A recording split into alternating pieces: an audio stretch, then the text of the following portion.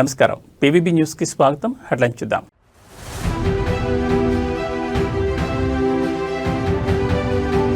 తెలంగాణ పంచాయతీ ఎన్నికలకు షెడ్యూల్ విడుదల. డిసెంబర్ 11, 14, 17 తేదీల్లో 3 విడతల్లో పోలింగ్.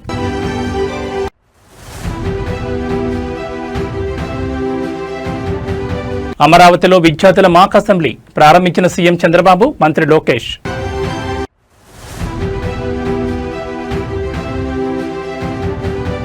ముంబై ఉగ్ర మారణ హోమానికి 17 ఏళ్లు. 26/11 నాడు ప్రాణాలు కోల్పోయిన 166 మందికి దేశం నివాళి. ఇక డీటెయిల్స్ చూస్తే తెలంగాణ రాష్ట్రంలో పంచాయతీ ఎన్నికలకు సంబంధించి రాష్ట్ర ఎన్నికల సంఘం కీలక నోటిఫికేషన్ విడుదల చేసింది.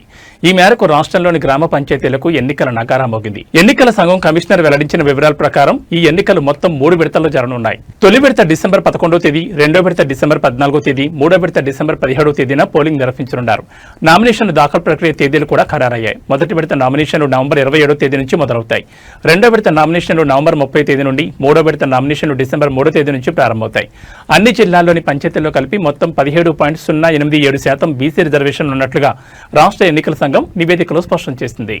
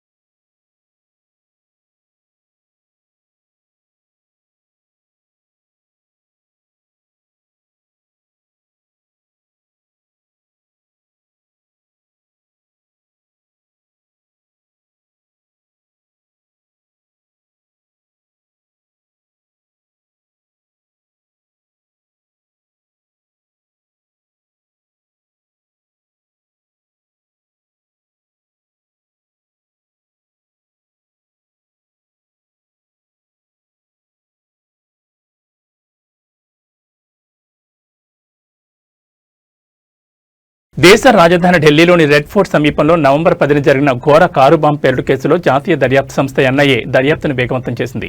అయితే ఈ దాడికి ముందు ఉగ్రవాది ఉమర్ ఉన్ నబీకి సహాయం అందించిన ఆరోపణలపై హర్యానాలోని ఫరీదాబాద్కు చెందిన షోయబ్ను ఇవాళ ఎన్ఐఏ అధికారులు అరెస్ట్ చేశారు.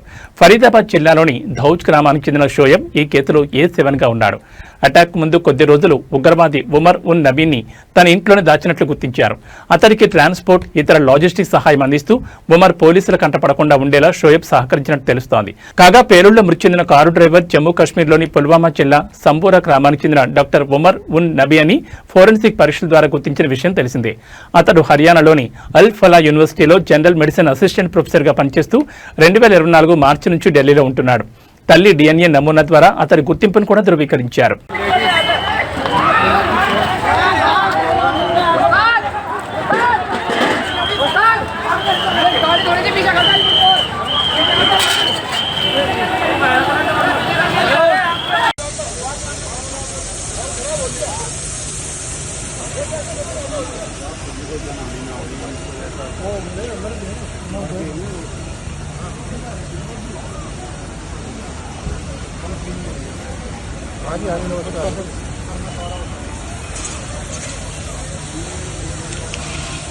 ఆంధ్రప్రదేశ్లో విదేశీ పెట్టుబడులు, ఎన్ఆర్ఐలతో సంబంధాలను బలపరచుకోవడమే లక్ష్యంగా ఐటీ ఎలక్ట్రానిక్స్ శాఖ మంత్రి నారా లోకేష్ USA 2.0 టూర్కు సన్నద్ధమవుతున్నారు.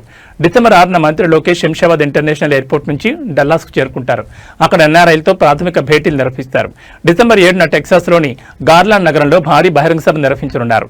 ఆ మీటింగ్లో రాష్ట్ర అభివృద్ధి, పెట్టుబడి అవకాశాలపై విస్తృతంగా చర్చ జరగనుంది. సుమారు 8,000 మంది ఎన్ఆర్ఐలు ఆ సమావేశంలో పాల్గొనున్నారు. ఇక డిసెంబర్ 8, 9 తేదీల్లో శాన్ ఫ్రాన్సిస్కోలో మైక్రోసాఫ్ట్, గూగుల్, టెస్లా వంటి ప్రపంచ ప్రముఖ కంపెనీల సీనియర్ అధికారులతో 2 రోజుల వ్యవధిలో మంత్రి లోకేష్ వరుసగా భేటీ అవుతారు. IT, renewable energy, electric vehicles manufacturing రంగాల్లో ఏపీకి పెట్టుబడులు రప్పించేందుకు వారితో చర్చలు జరపనున్నారు. మంత్రి నారా లోకేష్ గత అక్టోబర్ 25 నుంచి నవంబర్ 1 వరకు చేపట్టిన అమెరికా పర్యటన రాష్ట్ర అభివృద్ధికి మైలురాయిగా నిలిచింది. బ్రాండ్ ఏపీని ప్రపంచ స్థాయిలో ప్రమోట్ చేయడం, పెట్టుబడులు ఆకర్షించడమే లక్ష్యంగా ఆయన పర్యటన కొనసాగింది. వారం రోజుల పర్యటనలో లోకేష్ 100కి పైగా ప్రపంచ దిగ్గజ కంపెనీల ప్రతినిధులతో భేటీ రాష్ట్రంలోని పెట్టుబడి అవకాశాలను వివరించారు. ఫలితంగా IT, electric vehicles, రెవెన్యూబుల్ energy, AI వంటి రంగాల్లో 50,000 కోట్లకు పైగా పెట్టుబడులను రాష్ట్రానికి వచ్చేలా కృషి చేశారు. జనవరి 2025లో దేవోస్లో జరిగే వరల్డ్ ఎకనామిక్ ఫోరం సమిట్లో భారీ ఎంఓయూలు ఆధారితంగా ఆంధ్రప్రదేశ్ ప్రభుత్వం పలు ఒప్పందాలు కుదిరిన విషయం తెలిసిందే. గూగుల్ డేటా సెంటర్ ఏర్పాటు కీలకం. విశాఖను ఏఐసిటీగా మార్చేందుకు ఇటీవలే కూటమి సర్కార్ కీలక అడుగు వేసింది. సుమారు $10 బిలియన్ పెట్టుబడితో ప్రముఖ ఐటీ దిగ్గజం Google 1 gigawatt hyper scale data centre ఏర్పాటు చేయనుంది. గూగుల్ ఏఐ హబ్ పేరుతో భారత్లోనే తొలి కృత్రిమ మేధస్సు కేంద్ర ఏర్పాటుకు ఏపీ సర్కార్ విశాఖపట్నంలో శ్రీకారం చుట్టనుంది. ఈ ప్రాజెక్టు ద్వారా 2028-2032 మధ్య రాష్ట్ర స్థూల ఉత్పత్తికి ఏటా 10,518 కోట్లు సమకూరుతుందనే అంచనాలున్నాయి. అంతేకాకుండా దాదాపు 1,88,220 మందికి ప్రత్యక్షంగా పరోక్షంగా ఉద్యోగాల కల్పన కూడా అవకాశాలు ఏర్పడతాయని అధికారులు అంచనా వేస్తున్నారు. కాగా విశాఖపట్నంలో 1 gigawatt hyper scale data centre ఏర్పాటుకు గూగుల్ అనుబంధ సంస్థ రైడెన్తో ఆంధ్రప్రదేశ్ ప్రభుత్వం ఎంఓయూ కుదుర్చుకుంది. అక్టోబర్ 14న రాజధాని ఢిల్లీలో ఏపీ సీఎం చంద్రబాబు, కేంద్ర ఆర్థిక శాఖ మంత్రి నిర్మలా సీతారామన్, కేంద్ర సమాచార ప్రసార శాఖల మంత్రి అశ్విని వైష్ణవ్, ఏపీ ఐటీ మంత్రి నారా లోకేష్ తో పాటు ఏపీ ప్రభుత్వ ప్రతినిధులు, Google cloud CEO Thomas Kurian, ఇతర గూగుల్ ఉన్నత స్థాయి ప్రతినిధులు ఆ ఎంఓయూపై సంతకాలు చేశారు. అయితే విశాఖకు గూగుల్ డేటా సెంటర్ రాకతో ఆంధ్రప్రదేశ్లో పెట్టుబడి పెట్టేందుకు ఐటీ కంపెనీలు పోటీ పడుతుండటంతో తాజాగా నారా లోకేష్ అమెరికా పర్యటన అత్యంత ప్రాధాన్యతను సంతరించుకుంది.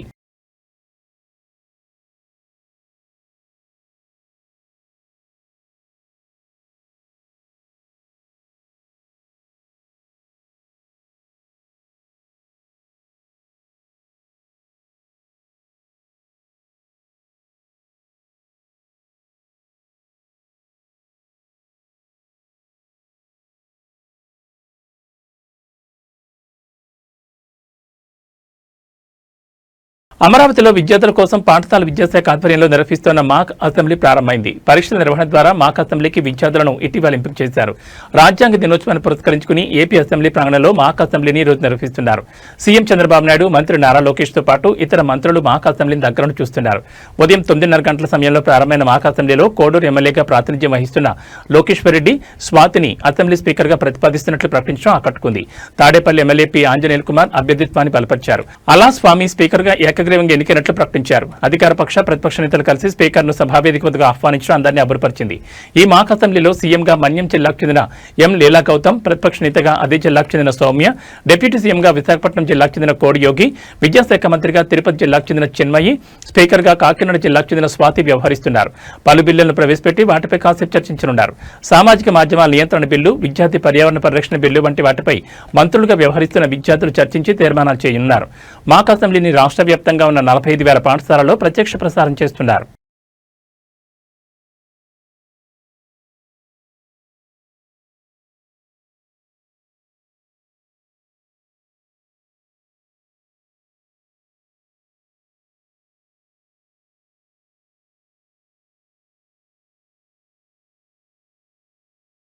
గత కొద్ది నెలలుగా తిరుమల తిరుపతిలో చిరుతపులుల సంచారం పెరిగిపోతోంది. నిత్యం ప్రజావాసాల్లోకి వస్తున్న చిరుతపులులు వీధి కుక్కలు, పశువులు, ఇతర జంతువులపై దాడులు చేస్తున్నాయి. ఈ సంఘటనలకు సంబంధించిన దృశ్యాలు సీసీ కెమెరాలో రికార్డు కావడంతో షాకింగ్ ఘటనలు వెలుగులోకి వస్తున్నాయి. తాజాగా మరోసారి తిరుపతిలో చిరుత సంచారం కలకలంగా మారింది. శ్రీ వెంకటేశ్వర విశ్వవిద్యాలయం క్యాంపస్లో చిరుతపులి ప్రత్యక్షం అవడంతో స్థానికులు, విద్యార్థులు తీవ్ర భయాందోళనకు గురయ్యారు.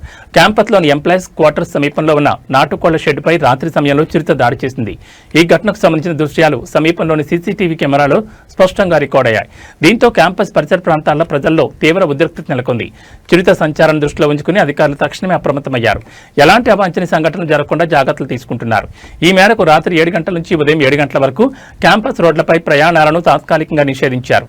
విద్యార్థులు, ఉద్యోగులు రాత్రి వేళలో ఒంటరిగా బయట తిరగొద్దని, జాగ్రత్తగా ఉండాలని సూచించారు. అటవీశాఖ అధికారులు చిరుతను పట్టుకునేందుకు అవసరమైన చర్యలు ప్రారంభించారు.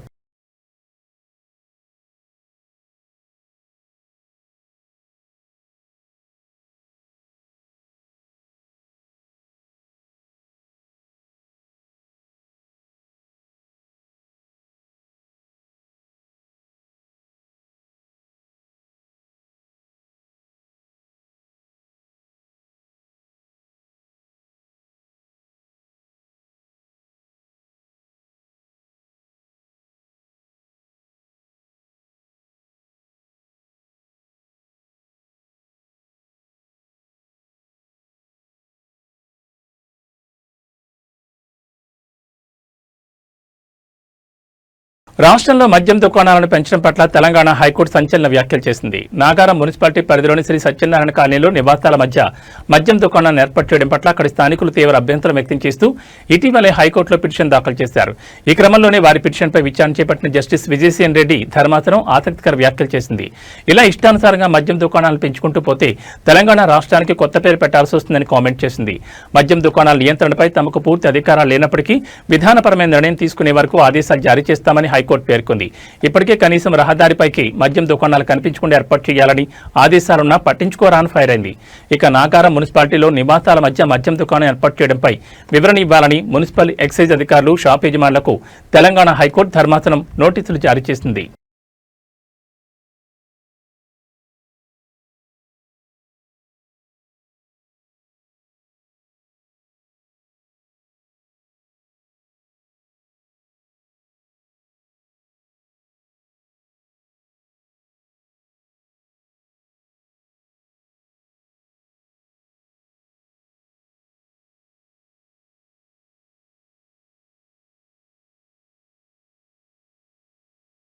బీసీలకు 42% రిజర్వేషన్లు ఇచ్చేందుకు ముఖ్యమంత్రి రేవంత్ రెడ్డి నాయకత్వంలో చేయని ప్రయత్నం అంటూ లేదని పీసీసీ చీఫ్ మహేష్ కుమార్ గౌడ్ అన్నారు.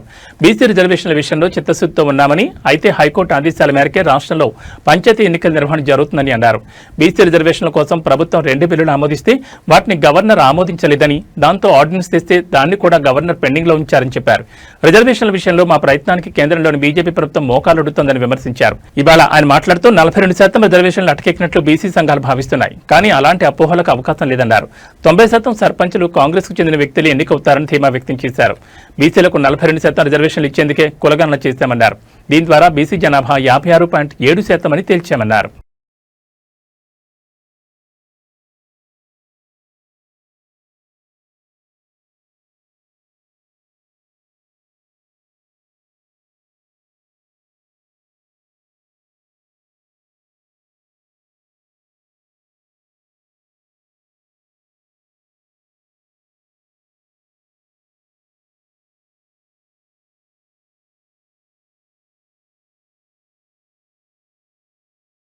భారత చరిత్రలో అత్యంత చీకటి అధ్యాయాల్లో ఒకటైన ముంబై ఉగ్రదాడి జరిగి నేటికి సరిగ్గా 17 ఏళ్లు పూర్తయింది. 2008 నవంబర్ 26న జరిగి ఈ దాడి ప్రపంచ ఉగ్రవాద దాడుల్లోని అత్యంత ఘోరమైన ఘటనగా నిలిచిన ఈ మారణహోమం దేశ వాణిజ్య రాజధాని ముంబైని 4 రోజుల పాటు భీతావహ వాతావరణంలోకి నెట్టేసింది.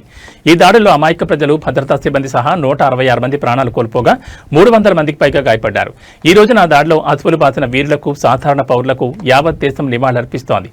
పాకిస్తాన్కు చెందిన లష్కర్-ఏ-తోయిబా ఉగ్రవాద సంస్థకు చెందిన అజ్మల్ కసబ్ సహా 10 మంది ముష్కర్లు కరాచీ రేవు నుంచి అరేబియా సముద్రం గుండా పడవలో ముంబైలోకి చొరబడ్డారు.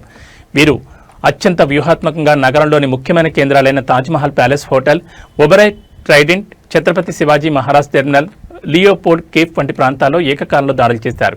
ఈ ఉగ్రవాదులు కేవలం మారణకాండనే కాకుండా హోటళ్లను స్వాధీనం చేసుకుని బందీలుగా ఉంచుకుని భద్రతా దళాలపై పోరాడారు.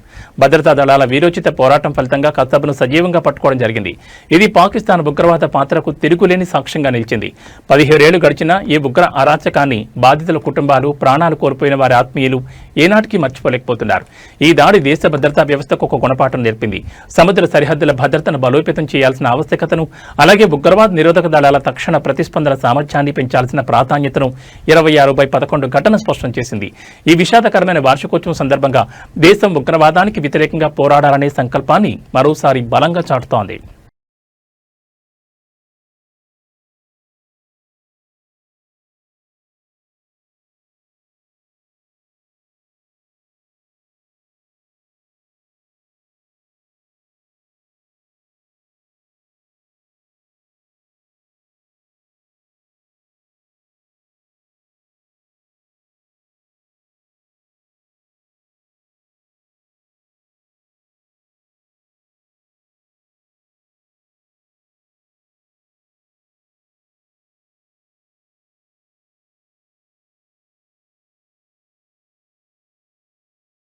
ఇక వాతావరణ విషయానికి వస్తే ఆగ్నేయ బంగాళాఖాతంలో ఏర్పడిన తీవ్ర వాయుగుండం మరికొన్ని గంటల్లో తుఫాన్గా బలపడే అవకాశం ఉంది. ఇక నైరుతి బంగాళాఖాతంలో మరో అల్పపీడనం సెన్యార్ తుఫాన్గా రూపాంతరం చెందడంతో భారత వాతావరణ శాఖ తీవ్ర హెచ్చరికలు జారీ చేసింది. అయితే మలక్కా జల సమూహం దక్షిణ అండమాన్ సముద్రానికి సమీపంలో ఏర్పడిన తుఫాన్ దక్షిణ తూర్పు బంగాళాఖాతంలోకి మారి తీవ్రంగా బలపడుతోంది. దీంతో ఈ నెల 29 నుంచి కోస్తాంధ్ర పరిధిలోని శ్రీకాకుళం, విజయనగరం, విశాఖపట్నం, కాకినాడ ప్రాంతాల్లో మోస్తరు నుంచి అతి భారీ వర్షాలు కురిసే అవకాశం ఉందని వాతావరణ శాఖ పేర్కొంది. ఇక ఈ నెల 26 నుంచి 29 వరకు అండమాన్ నికోబార్ దీవులు, తమిళనాడు, కేరళ, ఆంధ్రప్రదేశ్, ఒడిశా, పశ్చిమ బెంగాల్లో భారీ నుంచి అతి భారీ వర్షాలు పడే అవకాశం ఉన్నట్లు ఐఎండీ తెలిపింది.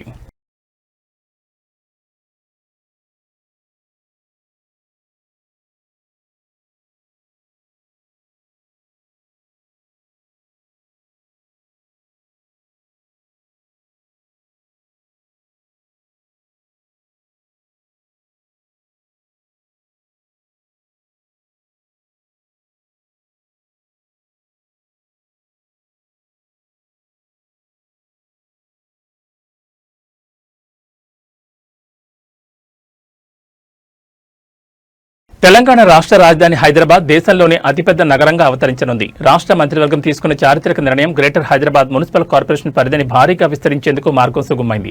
ఈ విస్తరణలో భాగంగా జీహెచ్ఎంసీ పరిసరాల్లో ఉన్న 27 మున్సిపాలిటీలు, కార్పొరేషన్లు పూర్తిగా విలీనం కానున్నాయి. ఈ విలీనం అయితే హైదరాబాద్ నగరం ఏకంగా 2735 చదరపు కిలోమీటర్ల విస్తీర్ణంతో దేశంలోనే అత్యంత విస్తృతమైన మెట్రోపాలిటన్ నగరంగా రికార్డు సృష్టించనుంది. ప్రభుత్వ తాజా నిర్ణయంపై విలీనం కానున్న మున్సిపాలిటీల ప్రజల నుంచి హర్షం వ్యక్తమవుతోంది. జీహెచ్ఎంసీలో కలవడం ద్వారా మెరుగైన పౌర సేవలు, వేగవంతమైన మౌలిక సదుపాయాల కల్పన మరియు పట్టణాభివృద్ధి జరుగుతుందని వారు ఆశాభావం వ్యక్తం చేస్తున్నారు. దేశంలోనే అతిపెద్ద నగరంగా హైదరాబాద్ అవతరించడం అనేది తెలంగాణ ప్రభుత్వం యొక్క పట్టణాభివృద్ధిపై ఉన్న దృష్టిని స్పష్టం చేస్తోంది. ఈ విస్తరణ హైదరాబాద్ నగరం యొక్క భవిష్యత్ ప్రణాళికలు, మౌలిక సదుపాయాల కల్పన మరియు పరిపాలన వికేంద్రీకరణలో ఒక నూతన శకానికి నాంది పలకనుంది.